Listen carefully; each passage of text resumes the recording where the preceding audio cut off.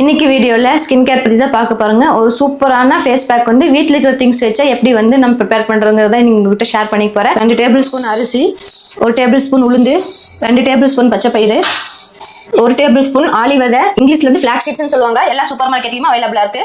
1/2 teaspoon வெந்தயம், 1/2 teaspoon கஸ்தூரி மஞ்சள், 2 table spoon கடலை மாவு.